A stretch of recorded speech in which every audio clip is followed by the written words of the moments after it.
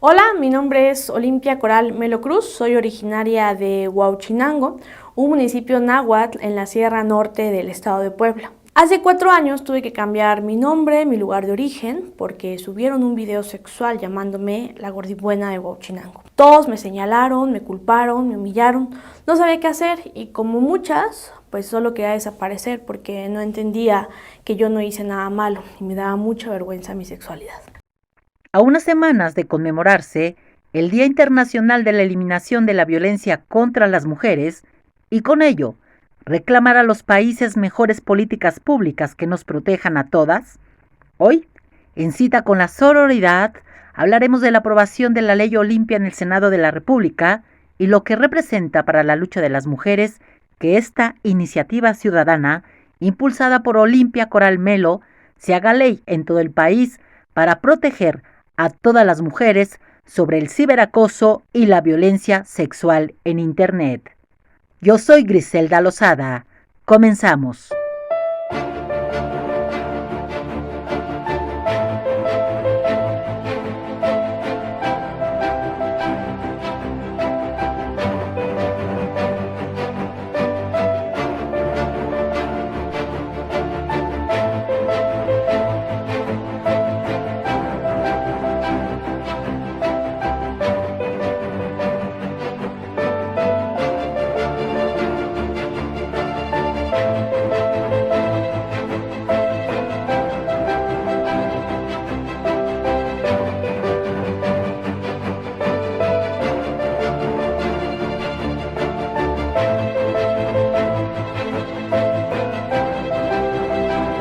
Hace unos días el Senado de la República, con 87 votos a favor, aprobó en lo general la Ley Olimpia, que tipifica y sanciona el acoso, el hostigamiento y la difusión de contenido sexual en plataformas de Internet o redes sociales, sin autorización o consentimiento de las personas.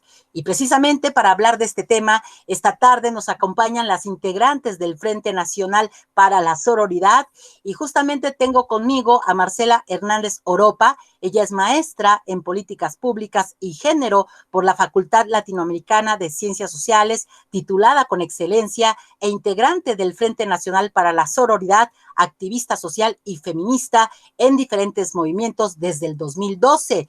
También nos acompaña Sandra Carolina Muñoz Jaime, activista y feminista, ingeniera en sistemas computacionales, especialista en tecnologías de ciberseguridad y directora de proyectos de la Asociación Mexicana contra Delitos Cibernéticos. También está con nosotros Estefaní Enríquez Valerio. Ella culminó sus estudios en la Escuela Libre de Derecho, tiene un diplomado en protección de datos personales y uno en propiedad intelectual en el ámbito digital.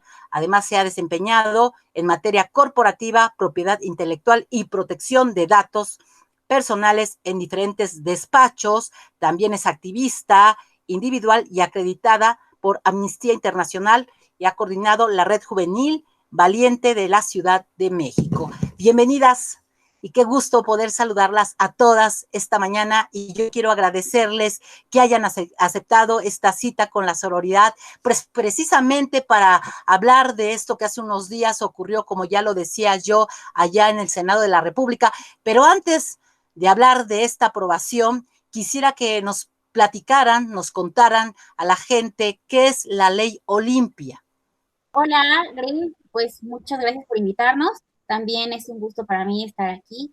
Eh, bueno, podríamos decir como muy concisamente que Ley Olimpia es el primer proyecto de reformas en México que visibiliza, previene y castiga la violencia digital que vivimos principalmente las mujeres y a lo mejor un poquito más adelante podemos explicar bien esa parte. Es obviamente para mujeres y para hombres, eso por constitucionalidad no se hace diferencia, pero el proyecto fue emprendido justamente por mujeres feministas porque detectamos que hay mucha más tendencia a la violencia sexual en medios digitales hacia las mujeres. Este, bueno, pues eso es un proyecto de reformas, principalmente abarca reformas a la ley de acceso a las mujeres a una vida libre de violencia y a los códigos penales. Para nosotras, Ley Olimpia es mucho más que un texto de reforma. Para nosotras Ley Olimpia es una causa mucho más integral que sí tiene como uno de los fines lograr el acceso a la justicia para las mujeres que hemos sido víctimas de este tipo de violencia. Y bueno, nosotros sabemos que ustedes que integran este Frente Nacional para la Sororidad han acompañado mucho a Olimpia Coral Melo, que ya veíamos también al inicio de este programa parte de su historia, donde ella narra cómo es que fue violentada en su momento, pero cómo ese miedo que sintió lo convirtió en fortaleza. Situación que ustedes también a lo largo del programa nos irán narrando parte de sus historias y cómo ahora están ustedes aquí unidas, acuerpándose y haciendo este frente para que una ley tan importante como esta no solamente haga historia en el país, sino también quede como antecedente para que ninguna mujer sea más violentada en Internet. Entonces yo quisiera que me platicara alguna de ustedes cómo es que conocen a Olimpia y cómo y de dónde precisamente surge esta ley. Justamente Ley Olimpia surge porque, bueno, Olimpia fue victimizada por este tipo de violencia.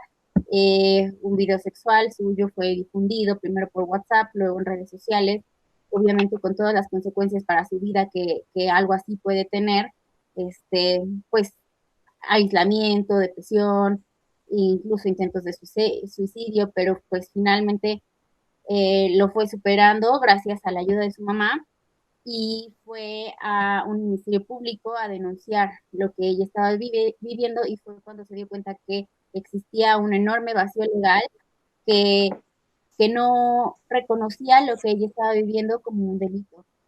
Y bueno, pues fue así que decidió emprender esta gran lucha. Se reunió con mujeres que habían vivido lo mismo porque se dio cuenta que ella no era la única al ver los mercados de explotación sexual que existen en Internet.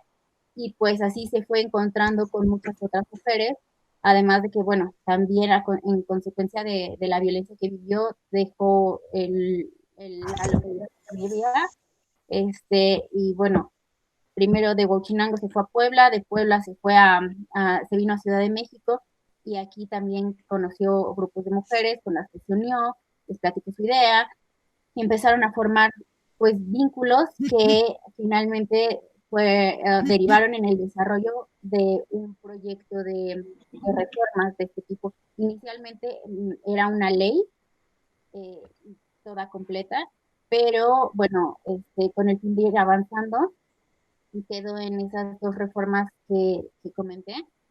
Y así es como surge. Yo la conocí cuando estábamos emprendiendo aquí en Ciudad de México la lucha porque se reformara el Código Penal y la ley de acceso aquí en la ciudad. Entonces, pues acudí, digamos, como que al llamado de apoyo a este proyecto de reformas y ahí la conocí, ahí me integré, me fui integrando cada vez más profundamente y pues así es. Ya. Muchas gracias. En tu caso, Stephanie, ¿tú cómo conoces a Olimpia y cómo es que llegas a conformar también y ser integrante de este Frente Nacional para la Sororidad? Creo que es el destino. Cuando uno está feliz o busca una lucha, la verdad es que las compañeras llegan. Yo estoy especializándome en Derecho Informático y ya estaba revisando temas relacionados con la violencia digital.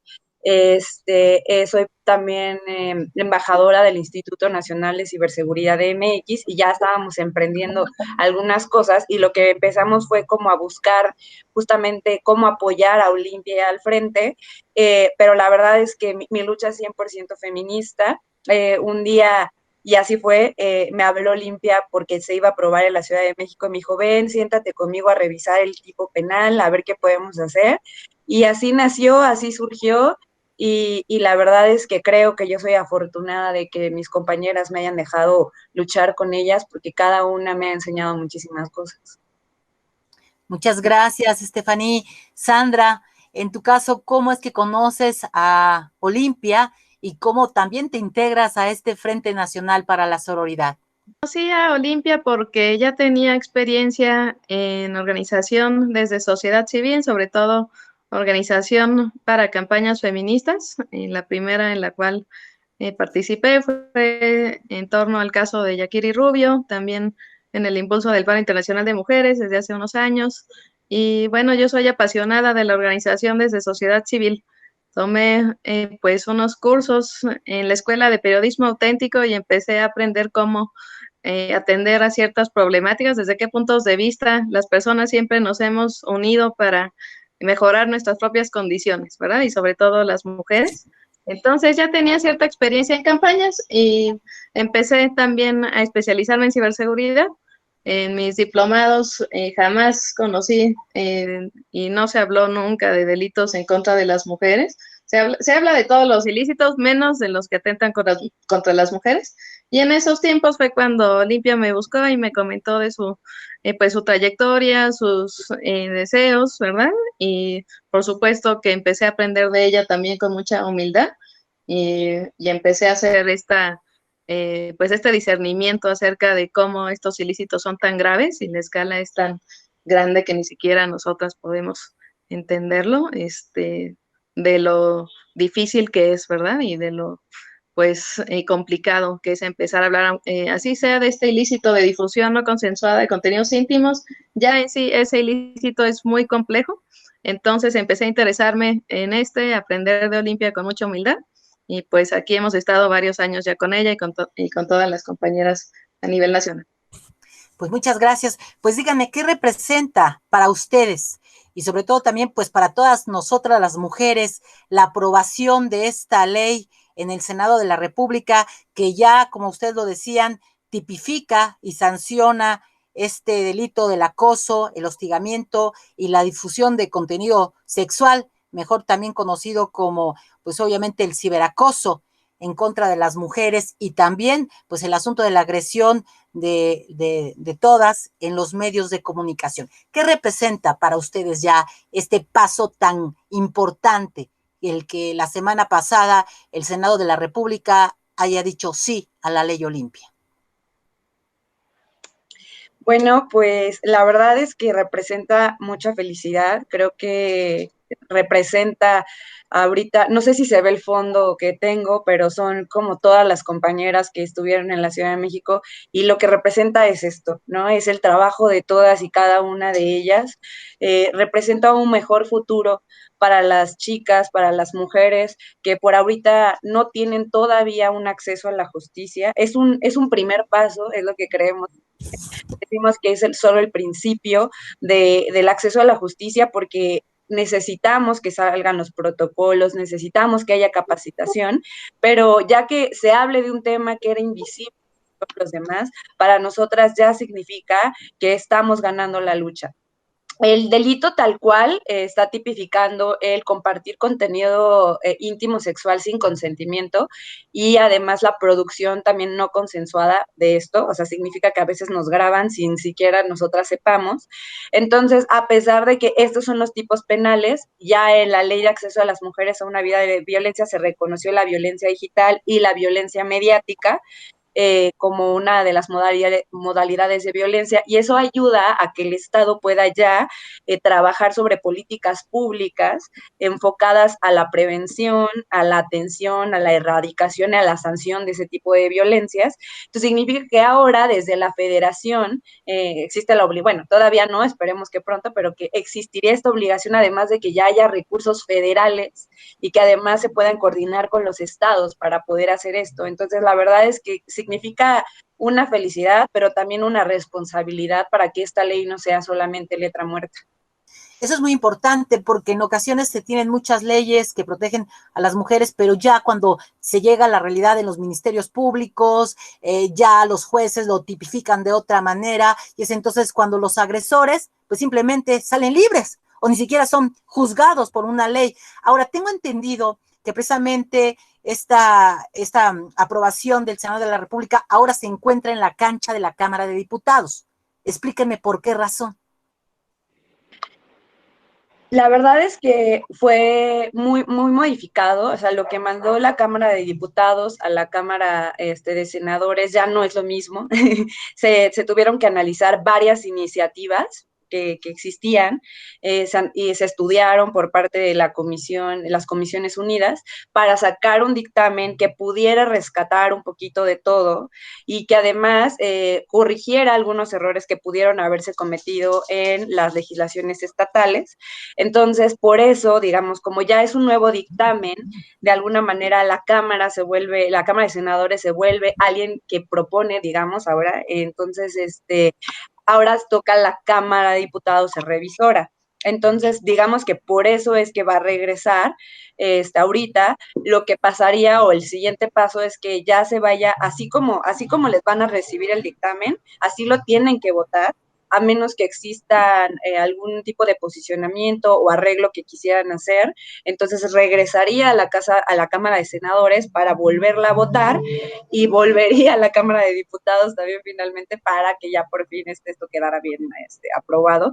Entonces, digamos que este es el camino, es parte del proceso legislativo, pero creemos que pues ya está avanzando y que además todas las compañeras estamos presionando para que no se quede en el congelador y que salga una buena ley para todas. Sobre todo porque ya vienen cambios también en algunos estados del país, viene el próximo año un año electoral y que, como bien lo dicen ustedes, puede quedarse en la congeladora o bien hasta lo utilicen como una bandera, ¿no?, para sus campañas y después pues estar ellos levantándose el cuello de algo que ustedes han venido impulsando desde hace tiempo atrás. Si me lo permiten, vamos a nuestra primera pausa y ustedes, amigos y amigas, no se vayan porque hay mucho más aquí en su programa de Cita con la Sororidad.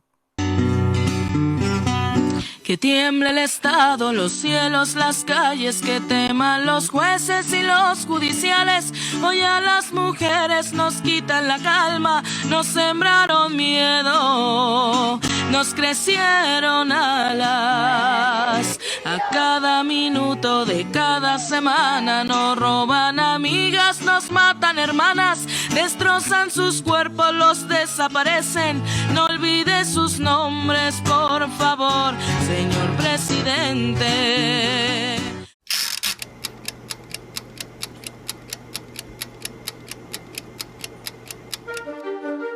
Corre tiempo en el reloj checador de Cananea TV, para que en 60 minutos Carlos Guillén y Jesús Luna coloquen en su mesa de análisis los temas más relevantes en el acontecer político y social del país. Soy Jesús Luna y los invito a que juntos reflexionemos sobre los asuntos que son del interés de la clase trabajadora en México. Aquí, en Cananea TV, porque la lucha sigue.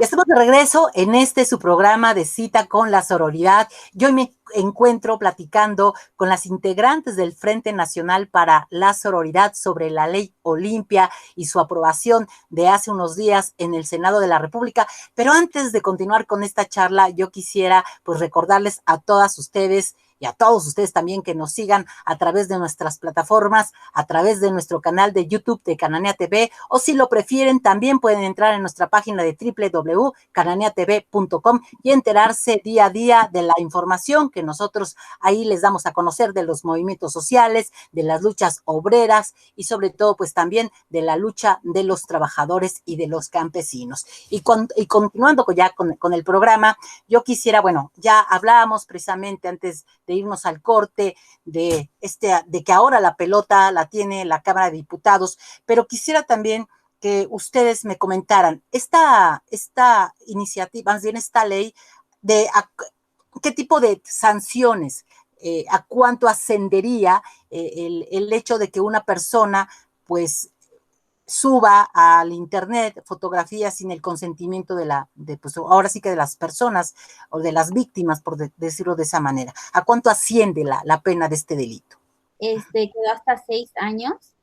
En cada código penal de los estados se ha estado poniendo diferentes rangos, pero como quedó finalmente en senadores fue 6 años. Ahora, tengo entendido que hay una sanción también económica. ¿De cuánto es la sanción económica? El tema aquí es muy, muy bonito porque nosotras hemos presionado para que exista una sanción que sea lo más justa posible.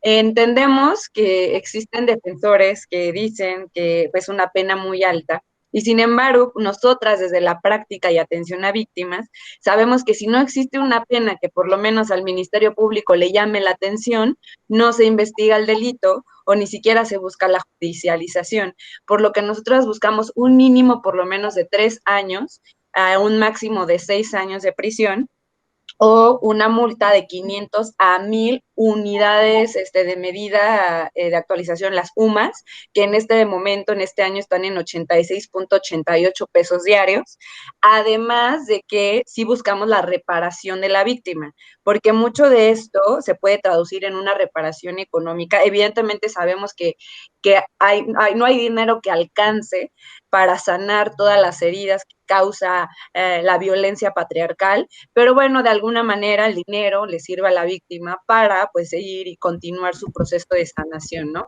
Entonces, esta es como las penas.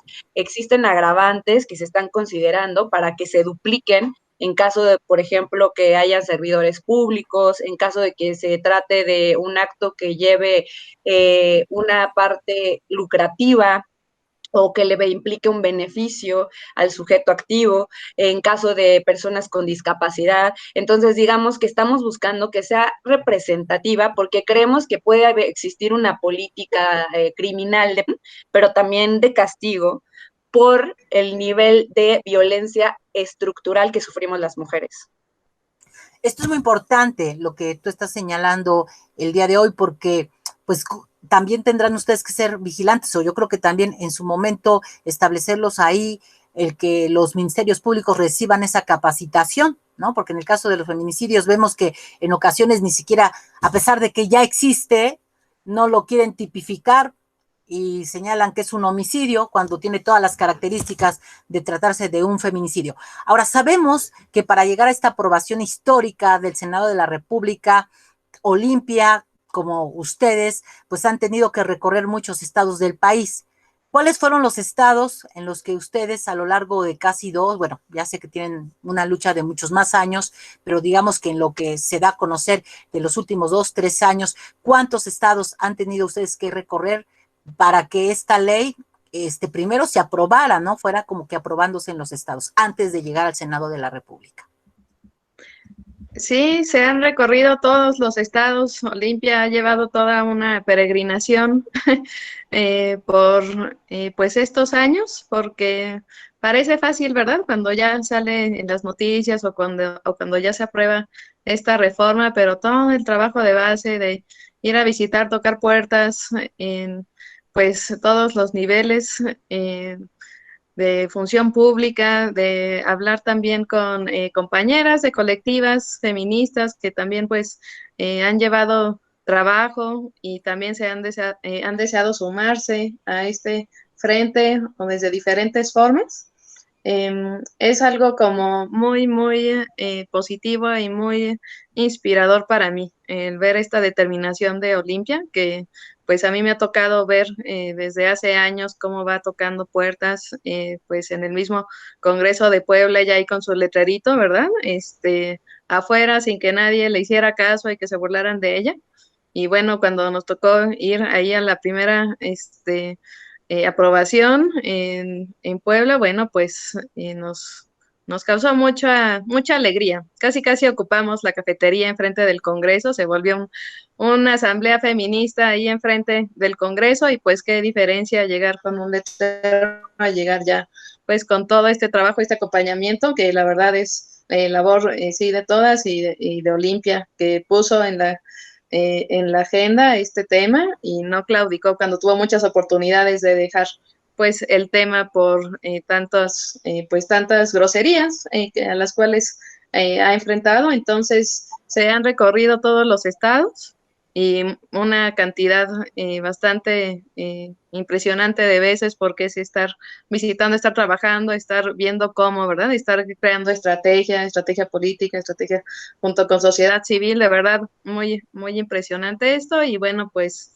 ha sido, yo creo que parte de la fuerza que tenemos como frente, el hecho de que se conozcan a las víctimas en persona, el hecho de que hayamos ido a diferentes estados, que conozcamos que también cada estado tiene contextos diferentes a la hora de la comisión de estos ilícitos. Hay estados con un contexto mucho más fuerte de crimen organizado, por ejemplo, y el tinte de algunos de estos ilícitos, pues también se denota en estos delitos cibernéticos por Internet. En fin, tenemos esta cercanía a la realidad, ¿verdad?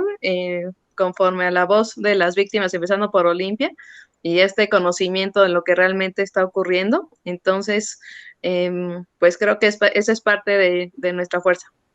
De estos 32 estados que ustedes ya recorrieron junto con Olimpia, ¿cuáles son? ¿Cuántos estados son los que ya habían, antes de que llegara el Senado de la República, digamos que aprobado la ley? ¿Y cuáles serían los estados que aún no la han aprobado? Sí, han sido ya 22 estados los que han aprobado esta ley. Los primeros fueron Puebla, Veracruz, Zacatecas. Todavía pues nos faltan varios como Campeche, por ejemplo, que ahorita está en ciernes. También Chihuahua, por ejemplo, sería otro.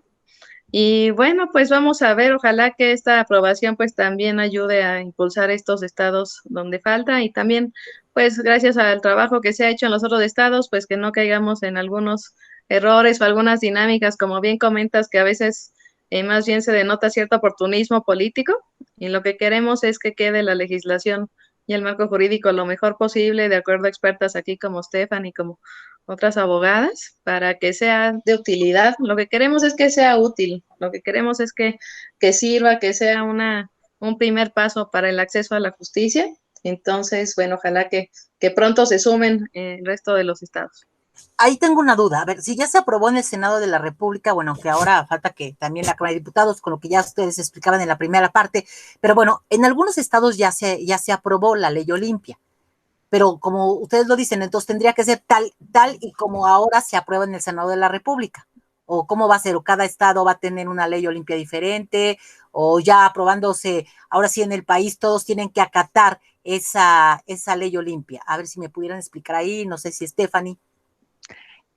Bueno, en realidad el tema de que sea una ley federal es, hay que distinguir ahora sí, ¿no? En la ley de acceso, que es una ley general, que es una ley marco, sí podría buscarse más rápido la homologación, porque tienen que tomar esa ley como marco de referencia a todas las demás entidades federativas. Entonces, de hecho, en todos los otros estados donde todavía no se ha modificado la ley de acceso, ya no solamente queda como una proposición de nosotras desde nuestra digna rabia, diría Olimpia, sino que ya es una obligación. En el Código Penal Federal, solamente hablamos de competencias, es decir, existen competencias locales como federales. En este caso, entonces, lo que tendría que hacerse es buscar la presión, de alguna manera, más bien, de nosotras o de todas las personas que quieran apoyar para que se corrijan algunos errores, como en el caso de muy, muy graves, como Sonora, como en el caso de Campeche, para que se tenga un mejor texto que le sirva efectivamente a las víctimas y que no viole ningún tipo de otro derecho humano. Pero sí todavía, digamos, hay que caminar a esa homologación, sin embargo, no es una obligación. O sea, sí puede venir, y de hecho así son, los estados tipifican cosas diferentes, cada uno desde su contexto social, económico, político, pero no nos ayuda a que sean tan distintos los tipos penales porque tienen que estar homologados para una mejor persecución, a menos que el delito un día, a lo mejor podría ser que se hiciera de competencia federal y entonces se tuvieran que derogar los demás artículos y quedara el Código Penal Federal.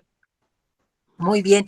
Y bueno, quisiera yo también preguntarles, ¿qué tipo de acompañamiento es el que ustedes realizan para, sobre todo, las víctimas? ¿Y qué situación enfrenta una mujer que sufre de violencia digital? Gracias. Bueno, antes de seguir con tu pregunta, me gustaría precisar una cosita. Son 27 estados los que antes de la aprobación del Senado ya habían legislado en materia de violencia digital con base en nuestra propuesta de reforma, y los que faltan hasta este momento son Chihuahua, Nayarit, Campeche, Tabasco e Hidalgo. En Campeche lo que sucede es que ya la aprobó el Congreso, pero nosotras nos gustaría meter algunas reservas, por lo que vamos a tener el día de mañana una reunión con el gobernador para solicitarle que haga esas reservas y que regrese la iniciativa al Congreso para que la modifique en función de nuestras observaciones, ¿no? En Hidalgo está aprobada parcialmente, pero no está todavía tipificado en Código Penal. En Chihuahua hay varias iniciativas congeladas en torno al tema, pero no hay ninguna que sea tal cual nuestra propuesta. En Nayarit se está trabajando también con el Congreso, pero no hay todavía la aprobación, no se ha dado. Bueno, ahora sí, continuando con lo que nos preguntas, para lo que vive una víctima, de momento es un shock emocional súper fuerte de enterarse de que su intimidad está siendo exhibida en espacios donde ella no ha autorizado. En segundo lugar, pues muchas veces cuando se trata de una expareja, pues es como también la decepción, ¿no? O una pareja actual o una expareja.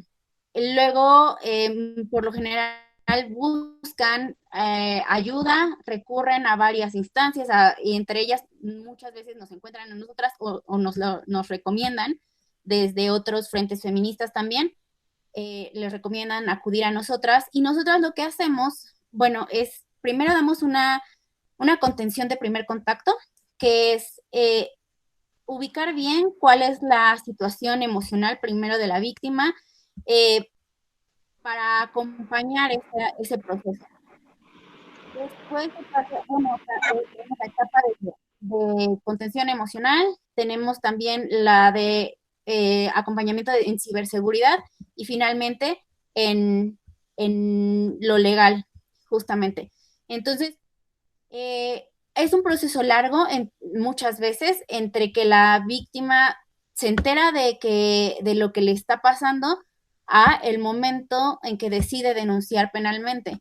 En ese inter se tiene que trabajar en su seguridad, en saber que no es culpable, o sea, hacerla saber que no es culpable, porque la mayoría llega con mucha culpa, a veces ni siquiera por haber ellas mismas realizado sexting, sino solamente porque sienten que su cuerpo es algo sucio o algo feo cuando ya ha sido exhibido en una forma, bueno, con connotación sexual, cuando ha sido vulnerado con comentarios lascivos, con me divierte, con likes, con compartir, pues se vulnera mucho el autoestima, la seguridad de las personas.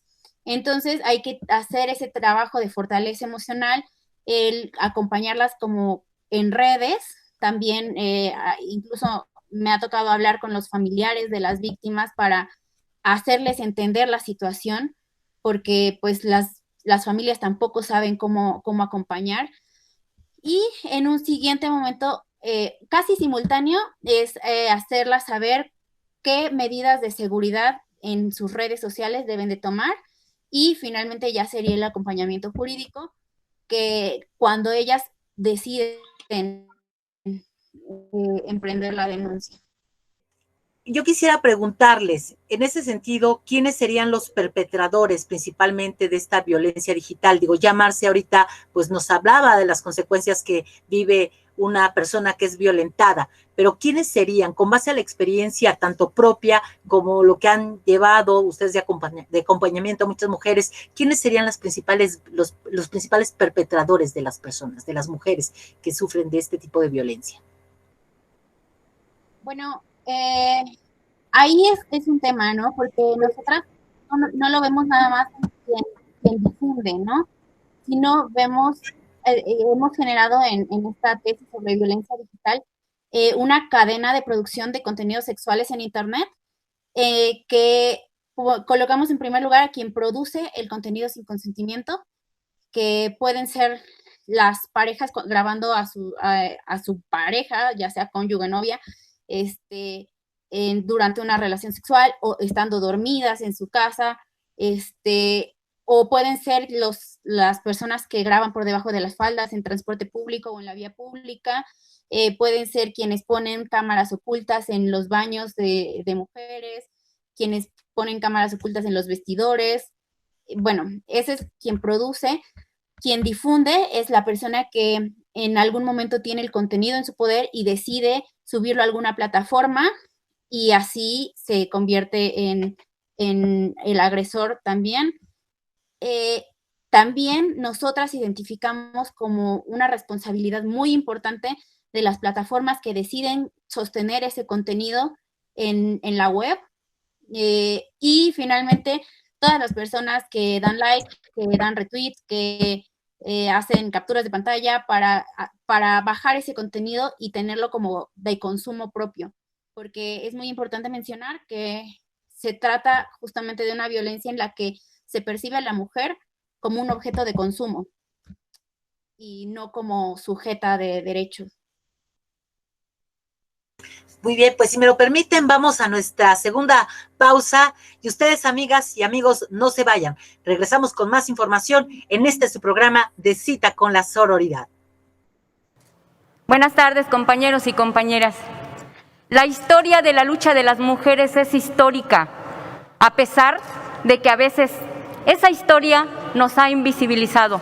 Pero aquí estamos, recogiendo las luchas de muchas miles de mujeres que lucharon a lo largo de los años por nuestros derechos. Y hoy es un logro grandísimo para las mexicanas y las mujeres de todo el mundo que esta ley se apruebe después de tantas luchas y de tanto cansancio, no solamente de las que estamos aquí, sino de las que están afuera luchando día a día por sus derechos, por vivir una vida libre sin violencia. La propuesta que hoy se discute y que estoy segura se aprobará es de suma importancia para las mujeres de nuestro país. La violencia estructural que vivimos las mujeres alcanza todos los espacios. De acuerdo con cifras del INEGI, 2 de cada 3 mexicanas mayores de 15 años han sufrido alguna forma de violencia a lo largo de su vida. El espacio digital no se encuentra exento. En el 2015, el INEGI en su módulo sobre ciberacoso señaló que al menos 9 millones de mexicanas han sufrido actos de acoso cibernético. El mismo organismo señala que el ciberacoso se trata de un fenómeno que genera ansiedad, inseguridad y desconfianza en quienes lo padecen. Las conductas delictivas que las mujeres pueden llegar a enfrentar en el espacio digital es una problemática que debe ser atendida y este es el objetivo de la minuta que hoy discutimos. La violencia digital y mediática debe ser abordada en su complejidad, en la gravedad de su impacto, ya que violentar la privacidad puede causar afectaciones tan fuertes en las víctimas al punto de motivar pensamientos que lleven a la pérdida de la vida. Reconocer la violencia digital es solo un paso para que como sociedad caminemos en la eliminación de esta forma de violencia que afecta la vida de mujeres y niñas. Es indispensable que se señale y castigue a los responsables de ejercer la violencia y no las víctimas de la misma. Este dictamen es una contribución para que el tema de violencia digital y mediática, en especial la que se comete en contra de mujeres y niñas, sean visibilizadas y su reconocimiento permita abrir un debate político que ayude no solo a castigar a los responsables de ejercerla, sino también a eliminar prejuicios que responsabilizan a las mujeres de dichas violencias. En este contexto, es importante reconocer el valioso impulso que en distintos espacios han realizado organizaciones de mujeres con el objetivo de que las violencias en el espacio digital sean consideradas como delitos. Este dictamen, sin lugar a dudas, no sería posible sin su aportación, en especial la del Frente Nacional para la Sororidad y el de Olimpia Coral Melo, que han logrado que la violencia digital sea incluida en las legislaciones de diversas entidades.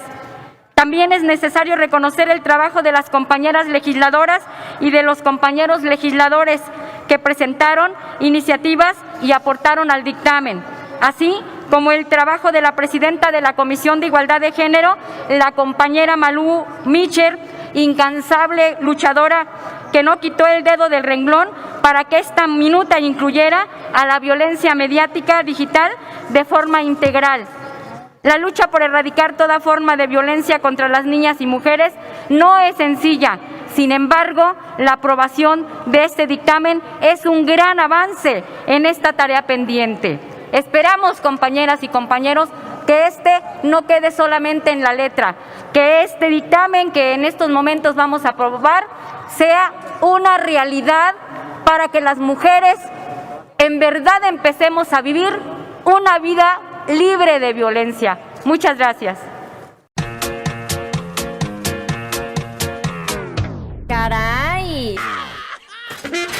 Oiga, señor, señora, ¿cómo queremos un mejor país si no cambiamos nosotros? Yo soy su amiga Yeri González, nos vemos por Cananea TV, porque caray, la lucha sigue. Ya estamos de regreso en su programa de Cita con la Sororidad. Yo me encuentro platicando con las integrantes del Frente Nacional para la Sororidad, precisamente sobre la Ley Olimpia, y yo quiero invitarlos a todos y a todas para que se conecten a través de nuestro canal de YouTube de Cananea TV y puedan seguir semana a semana cada una de las transmisiones y de los programas que nosotros tenemos en su canal de Porque la Lucha Sigue. Y precisamente antes de irme al corte, pues ya Marce nos explicaba cómo era el perfil de los perpetradores en contra, más bien, que ejercen este tipo de violencia digital. Y yo quisiera preguntarles a ustedes, porque sé que ustedes también han tenido una historia, quizá no igual o similar a la de Olimpia, pero sí quisiera que esta mañana nos pudieran compartir parte de sus historias, pero sobre todo cómo lograron salir adelante, porque si en este momento alguna mujer nos está escuchando que está siendo violentada también, pues a través de sus historias y sobre todo saber cómo salieron ustedes adelante, ella puede tomar valor y decir, pues bueno, ahora ya hay una ley que me protege y que puedo pues poner una denuncia y ya no puedo ahora sí que tener miedo. No sé quién quisiera compartirnos parte de su historia. Yo lo que viví fue una situación de ciberacoso por 2 días, aunque pues fue un poco más fácil para mí el poder bloquear a esta persona, el poder bloquear a diferentes personas que estaban dentro de esta dinámica, pero pues ahí conocí este factor tan fuerte psicoemocional que se tiene, el impacto de pues no poder controlar lo que está sucediendo y saber que pues que tu moral y que tu reputación y que tu imagen está siendo totalmente dañada. En este caso no tuvo nada que ver con sexualidad, pero de todas formas yo recuerdo mi tristeza y la impotencia que sentí. Entonces, desde esa postura empecé a entender un poco mejor algunas víctimas. Ya en estos acompañamientos que se han dado a través de los años, me queda claro que es un estrés extraordinario y que este tipo de violencia es también muy fuerte porque está invisibilizada.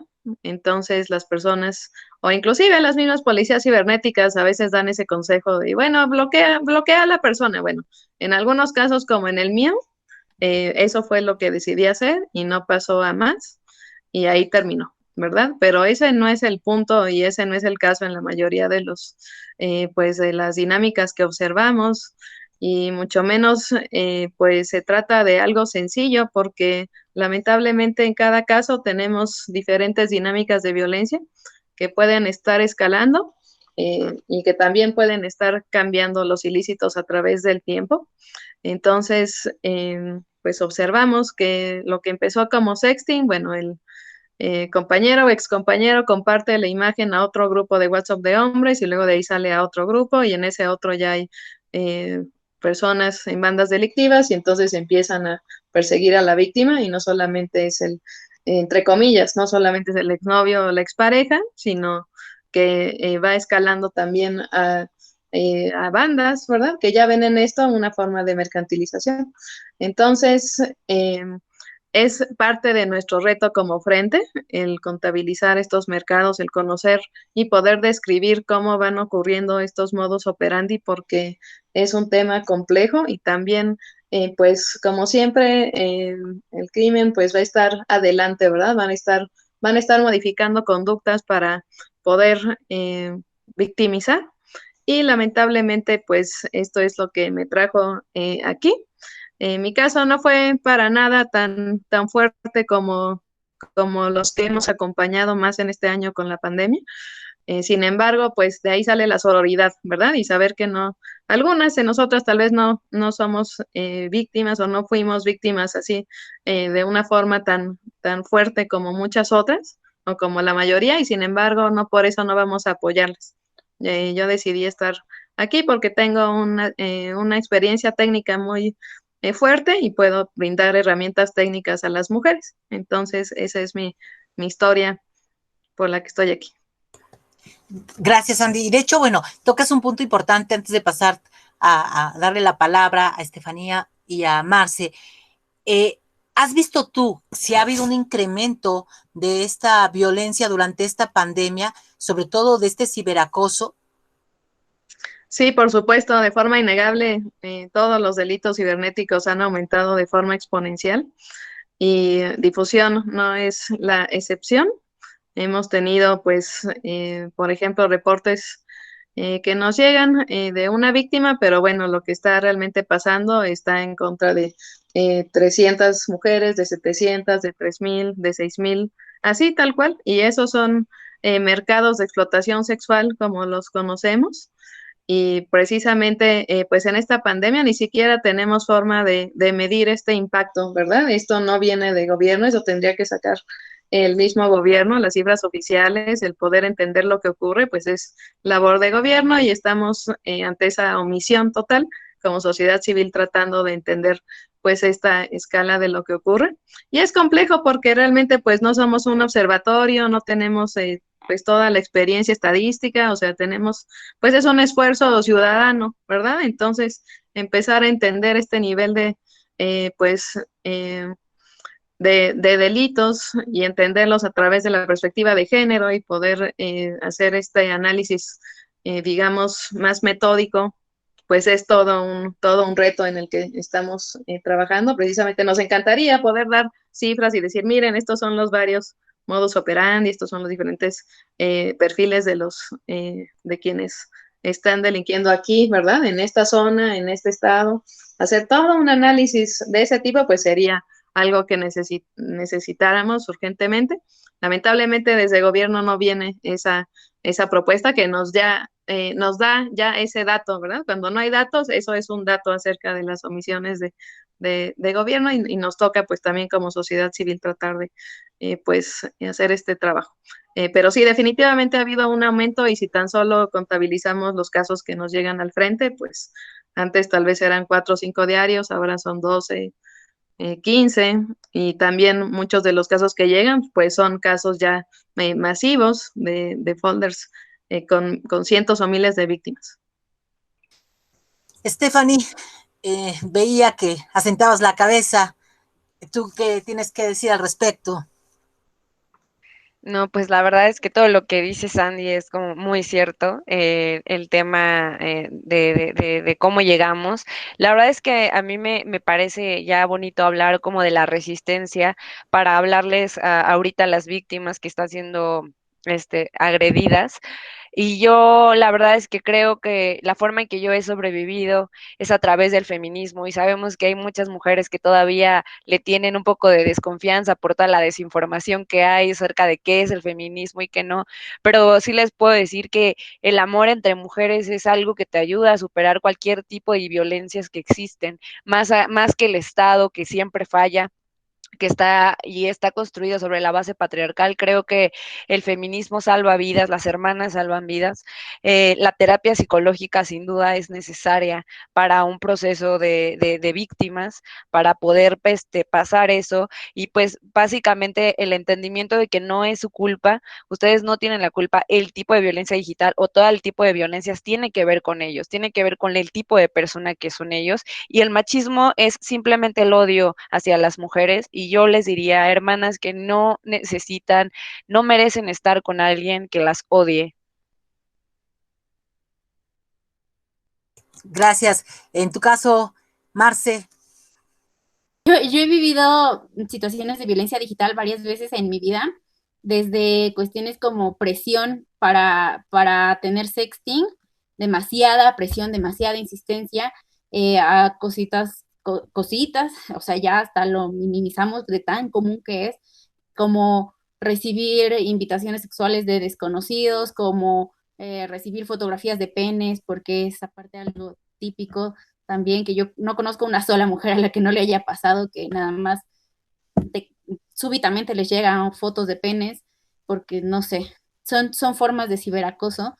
Este, y digamos que como que una de las más fuertes fue cuando sufrí también amenaza de difusión de contenido íntimo por parte de la actual esposa de una expareja de hace años, que ya se me había olvidado, pero pues no sé, ella cómo tuvo acceso a mi contenido y empezó a acosarme por redes para decirme que iba a difundir mi contenido y con muchos insultos, obviamente.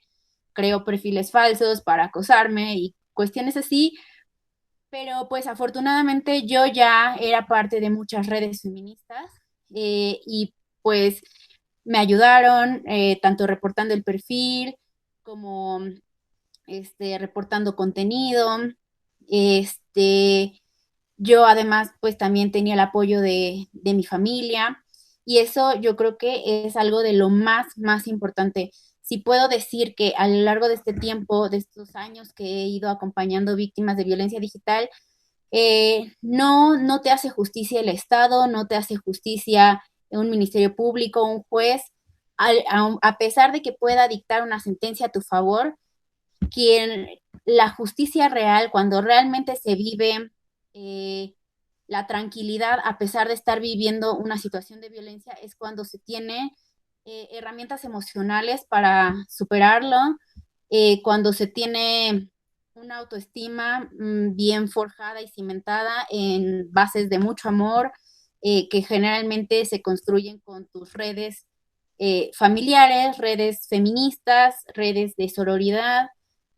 Entonces, yo diría que de lo más importante es justamente procurar de generar estas redes, hablar con las personas de confianza de este tipo de temas, hablar con la familia de que a cualquiera le puede pasar, a la mamá, al papá, al hijo, a la hija, al cuñado, al abuelito, a todas las personas nos puede pasar. Obviamente estamos en mayor vulnerabilidad las mujeres por la estructura del sistema patriarcal en la que pues nos han atribuido un papel precisamente en cuestiones sexuales principalmente de subordinación con respecto al hombre, pero eso no quiere decir que no les pueda pasar también a hombres, y sobre todo a hombres que no cumplen con ciertos esquemas de masculinidad hegemónica, como lo son muchos compañeros homosexuales. También de ellos recibimos, yo creo que es primero mujeres y en segundo lugar hombres homosexuales, quienes, digo, con una diferencia súper amplia, una brecha altísima, pero también son ellos quienes muchas veces son victimizados por este tipo de violencia, y porque se cree que cuando una mujer ejerce su sexualidad es ya sujeta bueno, se le puede vulnerar a través de eso.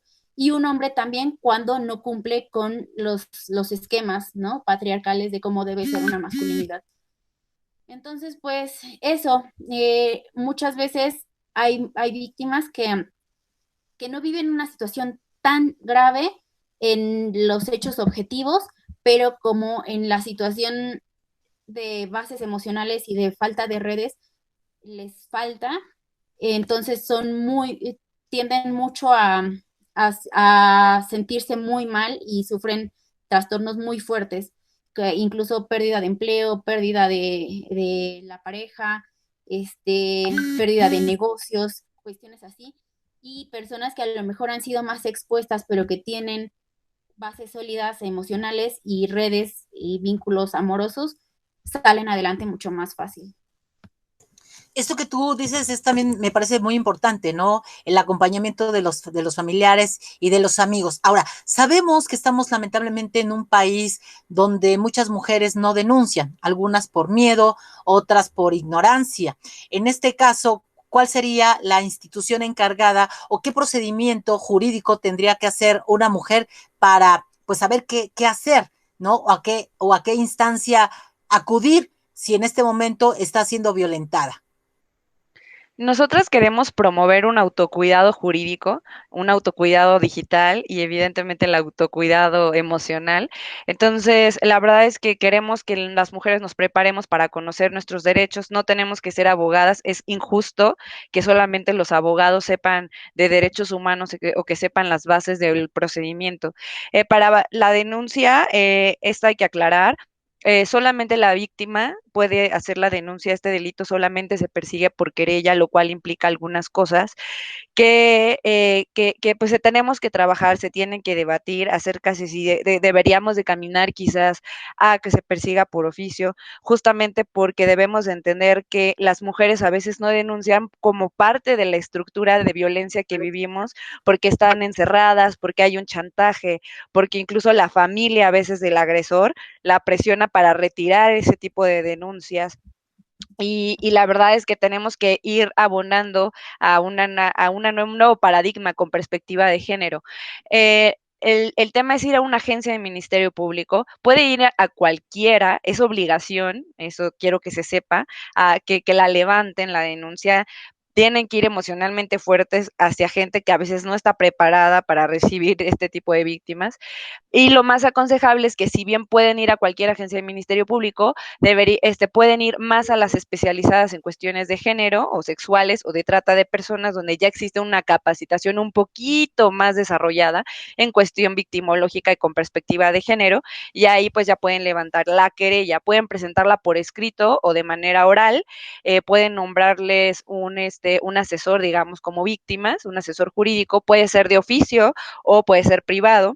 Y lo mejor es que tengan un acompañamiento de una persona de confianza o una institución o una colectiva que les pueda ayudar al fortalecimiento emocional. En el caso de menores de edad, puede denunciar cualquier persona porque sería considerado pornografía infantil. Muchas gracias. Y bueno, el tiempo ya se me está terminando. Por último, yo nada más quisiera preguntarles a todas, ¿cómo puede en este momento alguna mujer que nos esté viendo en el programa ponerse en contacto con ustedes, pues para alguna asesoría, para algún acompañamiento o simplemente pues para orientarle, ¿no? De lo que tiene que hacer y que sienta que no está sola y que hay más mujeres que están ahí para apoyarla y para caminar junto con ella?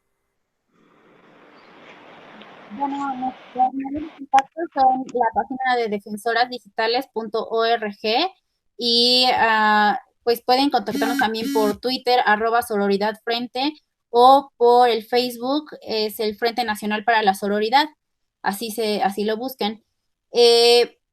Tengo que mencionar que honestamente en este momento nuestras redes sí se encuentran un poco saturadas, entonces estamos quizás tardando un poquito más de lo normal en responder todas, pero estamos pendientes. Ahorita, si soy muy honesta, yo creo que tenemos, no sé, más de, no sé, cientos a lo mejor de mensajes. Entonces, sí estamos tardando un poquito más, sí los estamos contestando, pero un poquito lento. Por último, algo que quisieran agregar, Sandy, Estefaní, ya para concluir, algún mensaje que quisieran esta tarde mandarle a las mujeres para que sepan que no están solas. Sí, claro, pues que en nuestras reuniones con funcionarios públicos se protegen diciendo que no existen denuncias, y si no existen denuncias no existe ningún fenómeno para ellos. Entonces, pues lamentablemente sí, va a ser largo el camino hacia la justicia, pero necesitamos empezar por algún lugar, porque no es justo que pues exista tanto dolor en contra de, bueno, más bien que exista pues tanto dolor a causa de estos ilícitos, y solamente organizadas es que vamos a poder hacer frente a estos retos. Nunca podremos solas. Entonces, si podemos echar mano de pues de esta fuerza colectiva de mujeres, yo creo que podemos llegar más lejos, por supuesto, ¿verdad? Pues como frente, pues les mandamos abrazos siempre. Si nos están viendo víctimas de violencia, pues precisamente recalcar que no son ellas las que están mal, que son ilícitos, que son víctimas, que ahora pues con esta ley Olimpia pues ya están siendo reconocidos estos delitos, sobre todo contra las mujeres por el Estado, ¿verdad? Que no caigan en pensar que fue su culpa o que digamos que se encierren en sí mismos porque eso las daña muchísimo. Están siendo víctimas de ilícitos y por lo tanto, pues así es como debemos actuar. Claro, se dice fácil desde aquí, ¿verdad? Yo sé que es algo muy, muy difícil cuando las víctimas empiezan a notar que están pues siendo vulneradas, y también pues recordar el contexto que tenemos en México. Lamentablemente es un país muy violento contra las mujeres en todo sentido, incluyendo en el espacio digital, y por lo tanto también pues fomento a que no tengamos miedo a conocer un poquito más de tecnología, conocer un poco más de los terrenos en los que nos movemos, porque pues esto nos puede dar herramientas para poder entender mejor el ambiente en el que estamos y pues mitigar un poquito nuestros riesgos. Esto es nada más como fomentar ciertas medidas para nuestro propio autocuidado, porque esto no es prevención. Prevención sería que quienes agreden pues dejen de cometer estos ilícitos, ¿verdad? Entonces, invitar un poco pues a esta aproximación a la comunidad amplia de mujeres, y pues también a que conozcan que la tecnología no tiene por qué ser tan compleja, que hay algunos mecanismos que nos pueden ayudar a conocer pues también este terreno y no estar tan vulnerables. Muchas gracias, Andy. Pues gracias a todas por haber aceptado esta cita con la sororidad. Y ustedes, amigos y amigas, les recuerdo que la próxima semana todos y todas tenemos una cita en este espacio en Cananea TV, porque la lucha sigue. A cada minuto de cada semana nos roban amigas, nos matan hermanas, destrozan sus cuerpos, los desaparecen. No olvide sus nombres, por favor, señor presidente. Por todas las compas marchando en Reforma, por todas las morras peleando en Sonora, por las comandantas luchando por Chiapas, por todas las madres buscando en Tijuana. Cantamos sin miedo, pedimos justicia, gritamos por cada desaparecida.